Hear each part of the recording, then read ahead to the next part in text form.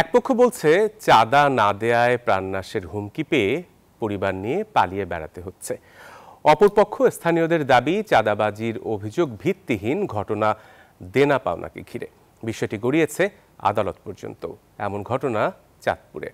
খোকন কর্মকারের পাঠানো তথ্য ছবিতে নিয়ে দেখুন ডেস্ক রিপোর্ট।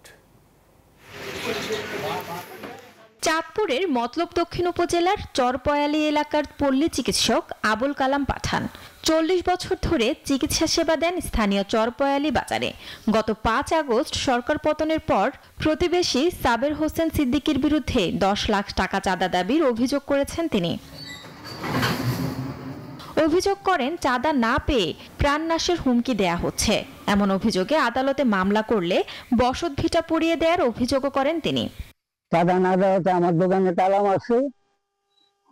তালা মারার পরে আমি থানায় অভিযোগ করছি। অভিযোগ করার পরে এটার কোনো সুষ্ঠু সমাধান হয় না। এরপরে একদিন আমার এই বাজারে ধরিয়া মারবো লাঠি চটা লইয়া আমার খুব হেস্ত করছে।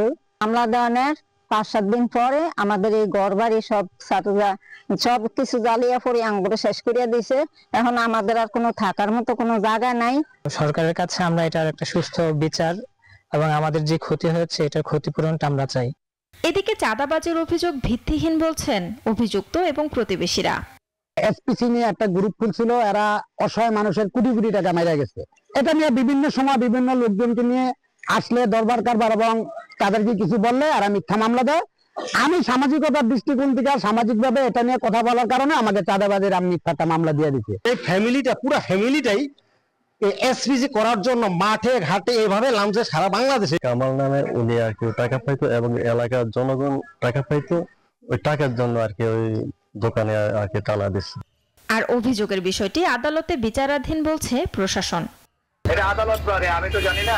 ওনার অভিযোগ তো সরাসরি আদালত কগনিজেন্সে নিচে নিয়ে ওয়ারেন্ট দিয়ে দিচ্ছে, বিচারাধীন আছে আদালতে। এখন আমি জানি না, মানে আমাদের কাছে তদন্ত দেয় নাই, সরাসরি ওয়ারেন্ট দিয়ে আদালত তলব করেছে আসামিদের। জীবনের নিরাপত্তা চেয়ে প্রশাসনের কাছে দাবি জানিয়েছেন ভুক্তভোগী পরিবারটি।